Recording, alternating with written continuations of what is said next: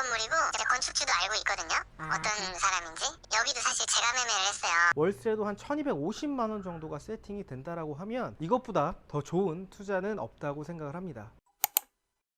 안녕하세요, 건물주입니다. 오늘도 어김없이 경매 물건 나온 게 있어서 지금 현장 임장에 나와 있습니다. 오늘은 관악구 봉천동에 위치한 근린주택에 와 있는데요. 지금 뒤에 보이시는 이 건물 있죠? 이 건물이 지금 현재 경매가 진행되고 있습니다. 지금 현장에 와 있는데 날씨가 무척 덥습니다. 6월 달인데 벌써 이렇게 더운 거 보니까 이번 연도 7, 8월 달에는 굉장히 덥다고 합니다. 그래서 여러분들도 임장 다니실 때 더위에 유의하시면서 임장하시길 바라겠습니다. 사건 번호는 23타경 117451입니다. 서울특별시 관악구 봉천동 645-111번지입니다. 물건 종별은 근린주택으로 나와 있고요. 감정가는 21억 1,400만 원에 나와 있습니다. 지금 토지는 45평이고요. 건물 면적은 126평입니다. 지금 한 번 유찰돼서 16억 9천에 지금 진행되고 있습니다. 간단하게 설명을 드리면 지금 공부상으로 봤었을 때 지층이 존재하거든요. 지층이 4개 호실, 그리고 1층에 사무소로 4개 호실, 2층에 다중주택으로 5개 호실, 3층 5개 호실로 다중주택, 4층은 투룸, 주인 세대가 하나 있고요. 그 다음에 원룸이 한 개 존재를 하고 있습니다. 근데 4층은 투룸이랑 원룸이 있는데 지금 둘 다 다락이 존재하는 걸로 도면상에 나와 있거든요. 그래서 지금 이 공부상과 현황상에 어떤 차이가 있는지 오늘 현장에서 한번 확인해 보도록 하시죠. 네, 어떻게 오셨어요? 지금 이제 물건 관련해 가지고 촬영을 하고 있는데 옆에서 누가 쳐다보고 계시는 거예요. 그래서 봤더니 저희 구독자분을 만났습니다. 그래서 저보고 곰 이렇게 하셨는데, 일단은 이렇게 우연히 또 이렇게 구독자분을 뵈게 되니까 기분이 굉장히 좋네요. 만약에 제가 촬영을 하고 있는 걸 보고 계신다면 그때 저한테 인사 건네주시면 감사할 것 같습니다. 또 마침 저희 수강생분이 이 물건을 지금 임장하러 오셨는데 지금 우연히 만났어요. 그래서 지금 또 이야기를 또 나눴는데, 최근에 또 신림에 있는 빌라도 낙찰을 받으셨다고 하더라고요. 지금 전국적으로 물건이 지금 많이 쏟아지고 있잖아요. 그런데도 불구하고 저희 수강생분들이 저랑 물건 보는 눈이 비슷해집니다. 그래서 실제로 법원에서 만난 적도 있고 또 물건이 겹치는 경우도 있는데, 오늘 또 마침 또 임장 왔는데 수강생분을 만나니까 제가 강의를 잘했구나 라는 생각도 듭니다. 현장에 왔으니까 외관부터 한번 둘러보고 내부도 한번 보시는 걸로 하시죠. 지금 전체적으로 봤었을 때 외벽 마감 자체가 딱 봐도 고급지죠. 근데 보통 이렇게 뒷면이나 옆면 같은 경우에는 건물이 잘 보이지 않기 때문에 여기에는 좀 저렴한 자재를 보통 많이 쓰는데, 전체적으로 다 비싼 자재를 사용을 했다라는 거죠. 그러면 기본적으로 내부도 자재가 좋을 수밖에 없겠다라는 생각이 듭니다. 외관으로 봤을 때는 아예 신축이에요. 이게 지금 사용 승인일이 21년도 10월이거든요. 지금 2년 정도밖에 되지 않은 건물이다 보니까 외관적으로 봤었을 때는 크게 문제는 없을 것 같다. 하지만 이게 신축인데 경매가 나왔기 때문에 유심하게 봐야 될 게 뭐냐면, 공사가 마무리가 잘 안 된 경우들도 꽤 있어요. 최근에 제가 빌라 임장을 갔었지만 거기도 분양이 다 되지 않았는데 뭔가 마감 처리라든지 이런 부분들이 좀 부족했었거든요. 그래서 그런 부분들만 여러분들이 체크를 하면 나중에 낙찰을 받고 이 수리 비용이라든지 예상치 못한 비용이 나가지 않게끔 여러분들이 미리 체크하셔야 추후에 낙찰을 받으셨을 때 예상치 못한 자금이 나가지 않거든요. 그래서 입찰하기 전에 이런 부분들 꼭 체크를 하셔야 됩니다. 1층 주차장 쪽에 조립식 판넬이 하나 있거든요. 이게 뭔지 좀 확인을 해보면요, 보일러실이 있고 여기에 도시가스도 지금 같이 있습니다. 그래서 지금 여기 이렇게 지금 다 연결이 되어 있거든요. 2층에 지금 도시가스가 있는 것 같습니다. 근데 이거는 건축물 대장에는 따로 위반이라고 나와 있지는 않는데 이거는 제가 봤을 땐 위반 소재가 충분히 있거든요. 그래서 이런 부분들은 여러분들이 좀 미리 좀 체크를 하셔야 될 것 같고요. 여기 위에 보시면 연통 나와 있는 거 보이시나요? 연통 나와 있는 거 보이시죠? 보일러입니다. 여기는 지금 층마다 보일러가 한 곳에 있는 걸로 보여지고요. 여기는 이제 공간이 없다 보니까 아마 이렇게 따로 샌드위치 판넬로 보일러를 설치를 해 놓은 것 같습니다. 한번 가보실게요. 지금 여기가 이제 주차장인데, 여기가 이제 지정 주차라고 적혀 있거든요. 여기 지금 주차 한 대가 될 수 있고, 여기도 지금 지정 주차라고 돼 있어서 한 대 주차를 할 수가 있습니다. 이쪽에 저기 이제 분리수거장이 있거든요. 분리수거장에도 지금 주차를 한 대 댈 수 있어서 지금 총 3대를 댈 수 있는 걸로 보여집니다. 이쪽에는 대부분 필로티로 되어 있는 곳들이 거의 없기 때문에 주차장이 굉장히 협소합니다. 그래서 이런 부분들은 여러분들이 좀 감안하셔야 되는데, 지금 저희 경매 물건만 주차 공간이 부족한 게 아니라 전체적으로 다 주차 공간이 부족하다 보니까 우리 물건의 단점이라고만 볼 수는 없습니다. 다 좋은데 저희 것만 안 좋으면 단점이겠지만 다 안 좋기 때문에 단점이라고 볼 수는 없는 거죠. 그리고 외관을 좀 보시면 여기가 이제 지금 전기 계량기가 있거든요. 203호가 단전이 되어 있는 걸로 보여지고요. 다른 곳들은 따로 단전이라고 체크는 되어 있지는 않습니다. 그리고 이제 여기가 이제 분리수거장인데 대체적으로 깔끔합니다. 쓰레기가 꽉 차 있거나 이런 부분들은 없어서 지금 관리업체에서 관리를 지금 현재 잘 진행을 하고 있는 걸로 보여집니다. 외관으로 여기 전면으로 봤었을 때도 밑에 마감 부분이라든지 이런 부분들도 깔끔하게 되어 있습니다. 내부로 들어왔습니다. 우리가 제일 먼저 확인해야 될 부분들이 우편함입니다. 우편함을 쭉 보니까 지금 쌓여있는 세대들이 좀 있어요. 1차적으로 우리가 확인을 해야 될 거는 일단은 이 호실이 몇 개 정도가 있는지를 확인해 보는 게 좋습니다. 1층 같은 경우에는 지금 4개가 있고요. 그리고 이제 2층 같은 경우에도 4개, 3층은 5개 호실, 4층은 5개 호실, 5층은 2개 호실로 지금 되어 있습니다. 건축물 대장상에 봤었을 때는 지층이 존재하거든요. 근데 여기에는 지층이 따로 없어요. 1층이 지층이라고 보시면 되고요. 2층이 1층, 3층이 2층, 4층이 3층이라고 보시면 됩니다. 지금 이렇게 202호, 203호가 지금 많이 쌓여 있거든요. 쌓여 있는 곳들은 지금 임차권 등기를 하거나 공실일 가능성이 굉장히 높은 호실이라고 보시면 됩니다. 내부 한번 보겠습니다. 지하에 보일러실이 따로 있네요. 여기는 지금 불이 안 들어오긴 하는데 지금 4개 호실로 다중주택이 있습니다. 준공이 된 게 2년채밖에 안 됐다 보니까 따로 타일이 깨진 게 있거나 누수의 흔적이 있거나 이런 것들은 없는 걸로 보여집니다.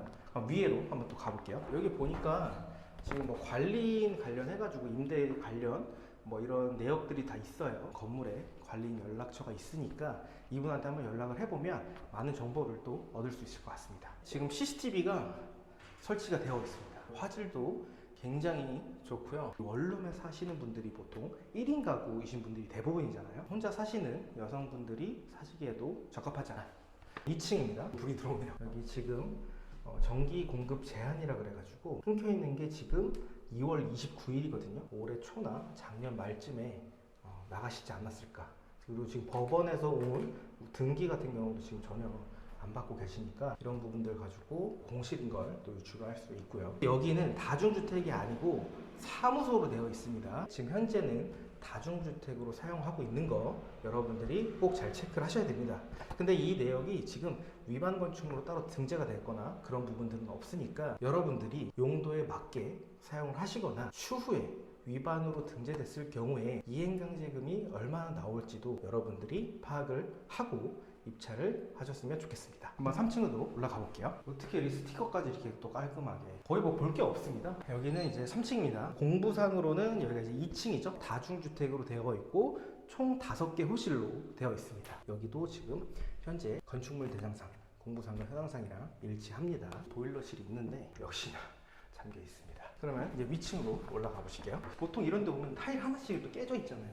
깨져 있는 것도 하나도 없고요. 여기는 이제 4층입니다. 공부상으로 봤었을 때는 3층이죠. 405호로 있는 걸 봤었을 때 여기도 다중주택 5개 호실 그대로 이용을 하고 있는 걸로 보여지고요. 여기 401호 같은 경우에도 지금 전기 공급 제한이 있거든요. 여기도 그러면 공실일 가능성이 많고요. 여기도 지금 법원에서 온 등기물이 아직 송달이 되지 않는 걸로 봤었을 때 여기도 공실일 확률이 높죠. 현황상으로는 5층인데 실제로 우리가 서류상으로 봤었을 때는 4층이죠. 여기는 이제 원룸으로 보여지고요. 여기는 주인 세대. 딱 봐도 누가 봐도 주인 세대죠. 인터폰, 문 보시겠어요? 주인 세대는 이렇게 대우를 해줘야 됩니다. 누가 봐도 현관문만 딱 봐도 여긴 주인 세대구나 라는 걸 바로 느낄 수 있게끔 잘 해놓으신 것 같습니다. 원룸인데 이제 복층으로 되어 있고 여기는 이제 투룸으로 되어 있는데 여기도 복층으로 되어 있기 때문에 충분히 서울에서 실거주하면서 월세를 받으면서 나중에 매도차익까지 볼 수 있는 그런 물건이라고 보시면 됩니다. 한번 옥상도 한번 올라가 볼게요. 옥상 왔는데요. 옥상이 지금 상당히 더러워요. 사실 뭐 방수가 안 되거나 이런 건 전혀 없는데 여기서 이제 담배를 여기서 피우시는 것 같아요. 방수나 이런 부분들만 우리가 체크를 하면 돼요. 사실 이렇게 더러운 부분들은 청소를 하면 됩니다. 공사가 안 돼서 공사 비용이 들어갈 게 있는 건지 아니면 더러운 건지를 명확하게 확인을 하셔야 됩니다. 여기로 봤었을 때는 지금 더럽긴 하지만 공사는 대체적으로 다 잘 돼 있어요. 그래서 큰 문제는 없다. 그리고 에어컨 실외기들이 다 이쪽으로 다 빠져 있습니다. 여기서 고기를 누가 구워 드셨나 봐요. 이제 숯을 하시면서 아마 여기에다가 올려 놓으신 것 같은데 이 방수 부분들이 또 깨질 수 있거든요. 그래서 이런 부분들은 한번 체크를 해 보셔야 될 것 같습니다. 여기가 옥상이 되게 좁죠. 제가 말씀드렸다시피 주인 세대랑 원룸이 다락 복층으로 또 구조가 되어 있다 보니까 이쪽 라인은 지금 다 복층입니다. 그래서 여기가 옥상이 지금 좀 협소한 부분이다. 여러분들 봐주시면 되고요. 문이 하나 있는데 이건 무슨 문일까요? 잠겨 있는 거 보니까 집에서 이렇게 바로 나올 수 있는 공간인가? 주인 세대에서? 그런 공간일 수도 있겠네요. 전체적으로 봤을 때 지금 옥상에 이런 벽 있잖아요. 이것조차도 굉장히 자재를 좋은 걸 여기 썼거든요. 사실 이거 누가 보겠어요? 누가 볼 사람도 없는데 자재를 이렇게 또 다 좋은 걸 썼다라는 건 내부는 사실 볼 필요도 없다. 그리고 위에 보면 방수를 우리가 보면 되는데 어디 특별히 뭐 깨져 있거나 그런 부분들이 지금 전혀 없거든요. 그래서 아마 이쪽에도 누수는 없는 걸로 저희가 보여집니다. 이런 데 끝에 보면 조금 이렇게 뜯어져 있는 부분들이 있어요. 근데 이런 부분들 같은 경우에는 실리콘으로 마감을 하시면 되고 요것 때문에 아마 물이 들어가서 누수가 되거나 그런 거는 없을 겁니다. 그러면 이제 또 현장에 왔으니까 뭐 굳이 제가 봤을 때 내부는 볼 필요는 없을 것 같거든요. 평일이라서 아무도 안 계실 것 같긴 하지만 한번 또 인터뷰 할 수 있으면 인터뷰를 해보도록 하겠습니다. 내려가 보시죠.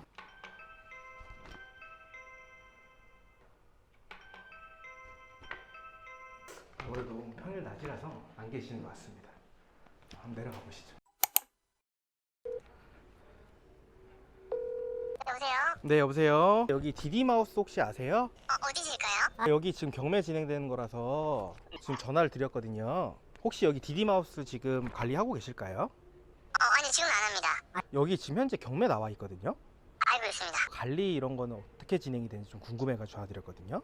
기본적으로 관리비나 이런 건 다 이제 그 임대인분이 받으시고 저희가 해드리는 거는 뭐 중간에 뭐 부셔졌다거나 뭐 간단한 소모품 같은 거 있잖아요. 보통 많이 가는 것들이 뭐 수전이나 뭐 세면대 뭐 팝업이나 아니면 뭐 화장실 이런 간단한 소모품 같은 것들 저희 교체해드리고 네. 임차인들 뭐 오고 나가는 입대실 체크 같은 것들 다 해드리고 네네. 위임장 이런 거 받아서 당연히 계약서도 저희가 쓰고 네. 저희가 부동산이에요. 저희가 지금 관리하고 있는 것들이 꽤나 되는데 임대관리 범위는 그냥 임대인분이 돈 들어왔는지 뭐 그런 거 확인 정도만 해주시면 되고 저희가 44만 원씩 받고 있었어요. 지역에서 뭐 가구수마다 또 이렇게 정해져 있는 비용이 따로 있는 거예요? 업체마다 다른데 네.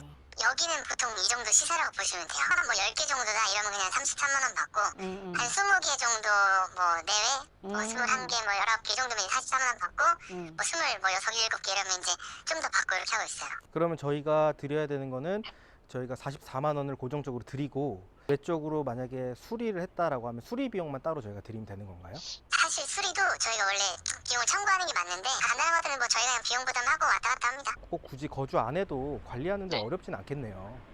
어렵진 않아요. 그리고 그 애들 상대하는 거라서 사실 학생들이 뭐 직장인 이런 친구들이라서 적당히 말만 이렇게 잘 통하면 문제는 크게 없는 것 같더라고요. 여기 그러면 관리하셨을 때는 뭐 특별히 하자가 있거나 그런 건 없었죠? 정상적으로 지은 건물이고 이제 건축주도 알고 있거든요. 어떤 사람인지. 네네네. 그리고 여기도 사실 제가 매매를 했어요. 그분이 좀 이렇게 잘못돼갖고 지금 이런 상황이 발생을 한 거라 임대차도 제가 몇 개 맞췄고 매매도 제가 했고 저희가 관리도 다 했었는데 좀 안 좋게 됐죠. 그때 매매를 얼마에 하셨어요? 이제 26억 4천인가? 요새 분위기가 안 좋아갖고 사실 네네. 매매가 잘 안 돼요. 한 25억에서 30억 정도는 가능하지 않을까 싶긴 한데 조금만 좋아지면. 금매로 해도 제가 봤을 때는 한 25, 6억 정도는 괜찮을 것 같거든요. 그쵸. 요새 45평 되려면 지금 짓는다고 시작하면 45평 한 7억? 27억 이 정도 들어갈 것 같은데요. 지으려면. 지금 지으려면. 땅값이랑 그쵸. 건축비 그리고 이것저것 뭐 취득세도 있을 거고 나머지 뭐 그 이자 부분도 있을 거고 이제 뭐 허가 받는 것들도 감리도 엄청 까다로워져갖고 지금 12월 달에 땅을 샀는데 아직까지 착공을 못하고 있어요. 네, 감리랑 뭐 설계랑 좀 말도 안 맞고. 그럼 여기는 임대 수요는 풍부한가요? 전세 아니시면 1000에 50에 관리 10만 원 받을 수 있어요. 지하층이면 한 5만 원에서 10만 원 좀 빼줘야 되고요. 한 10만 원 정도는 10만 원 빠져야 되지 정도? 않을까. 다락이 있으면 조금 더 받을 수 있겠죠. 거기가 다락 있는 방 하나 있고 소룸이 하나 있어요. 주인 세대 꽤나 크더라고요. 그 봤는데 501호랑 502호가 둘 다 다락이 있었던 걸로 기억해요. 501호는 좀 작은데 그때 네. 당시에는 가장 빨리 나갔어요. 이 물건을 정리를 한번 해보도록 하겠습니다. 23타경 117451이고요. 관악구 봉천동 645-111번지에 위치한 근린주택입니다. 토지 면적은 45평이고요. 건물 면적은 126평입니다.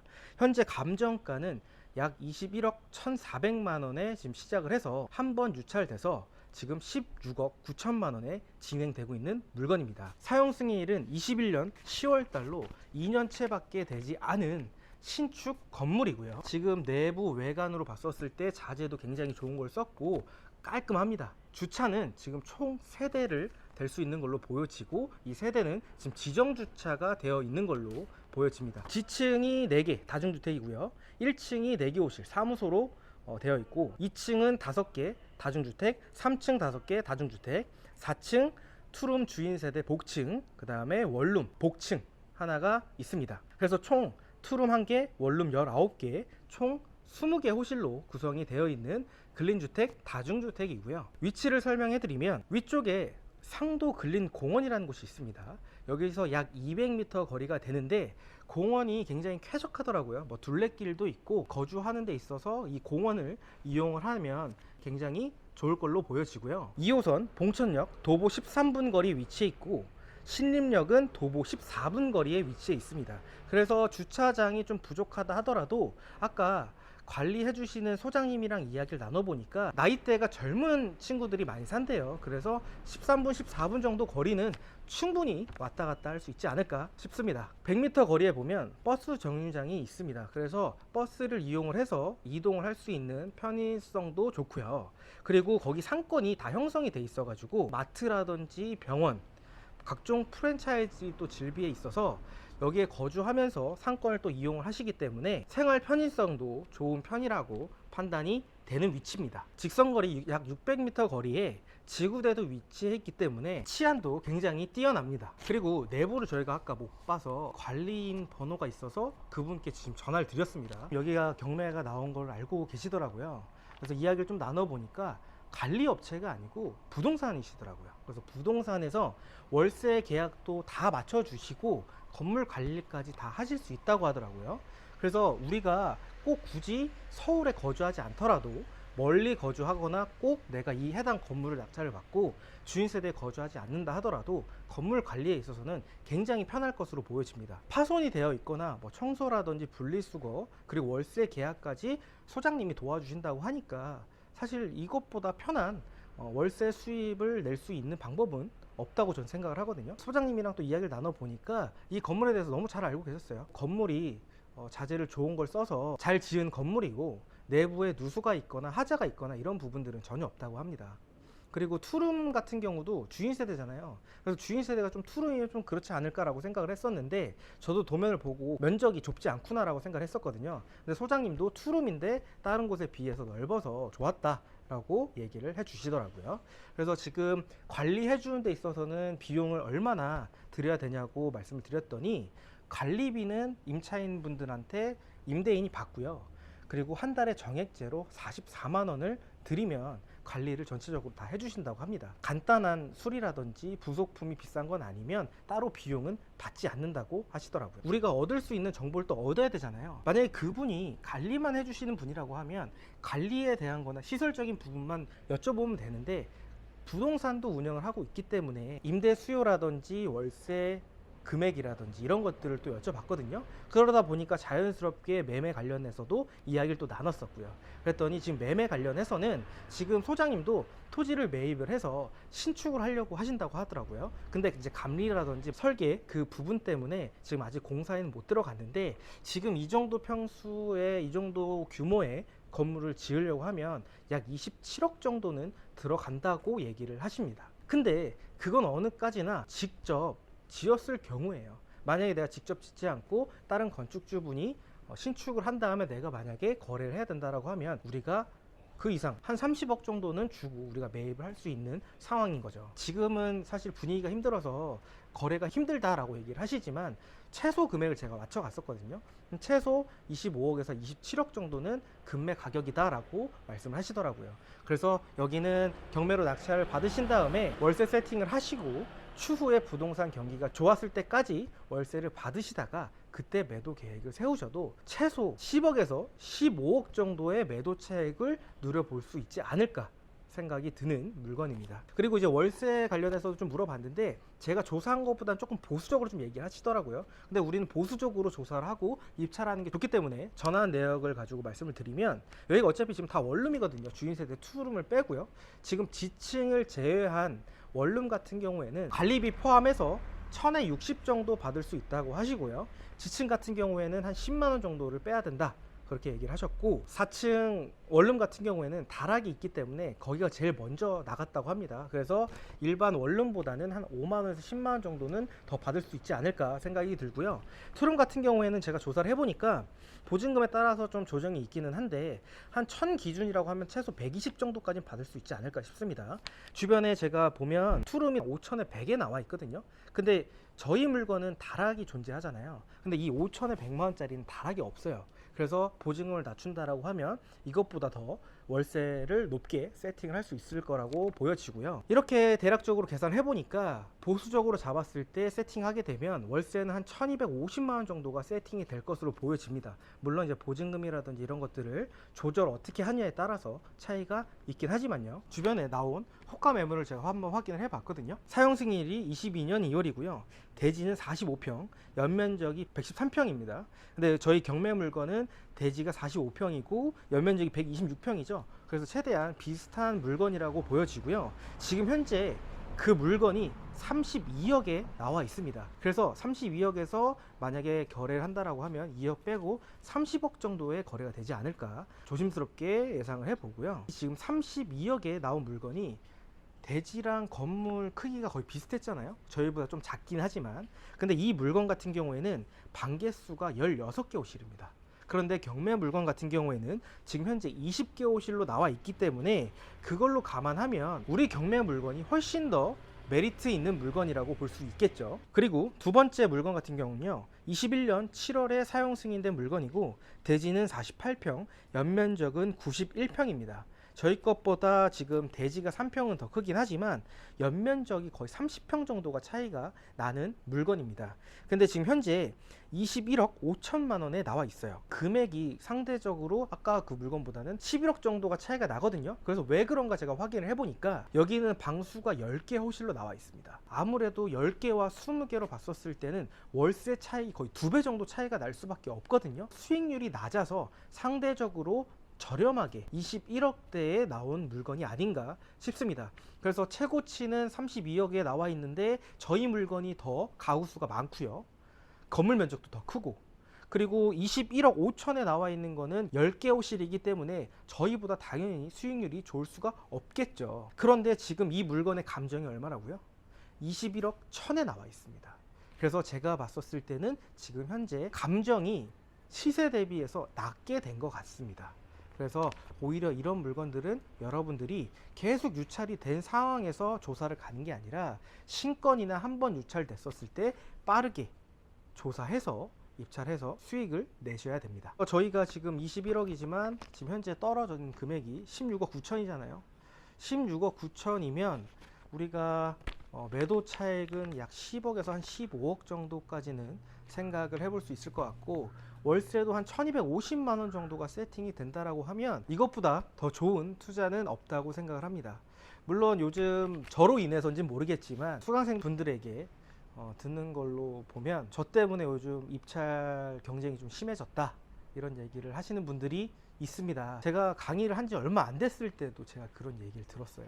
그런데도 그 이후에도 수없이 많은 수강생분의 낙찰 사례가 나왔습니다. 여러분들이 뭐 신축 건물은 경쟁이 심해, 서울은 경쟁이 심해, 허그 물건은 허그가 입찰 들어오니까 낙찰 못 받아, 이렇게 단정 지어버리면 여러분들은 투자를 할 수 있는 물건이 없다라는 거예요. 여러분들이 폐차를 한다, 수익이 지금 당장 안 나서 힘들 수는 있어요. 하지만 그 폐찰로 인한 경험이 결국에는 여러분들을 배신하지 않습니다. 그 경험들을 통해서 남들이 볼 수 없는 시선에서 물건을 판단해서 더 저렴하게 낙찰받고 수익 낼 수 있거든요. 물론 운이 좋아서 첫 입찰에서 첫 낙찰로 수익 보시는 분들도 분명 있지만, 그런 분들만 쫓아가고 보려고 하면 내가 더 이상 성장을 할 수가 없다고 저는 생각을 합니다. 오늘도 고생 많으셨습니다.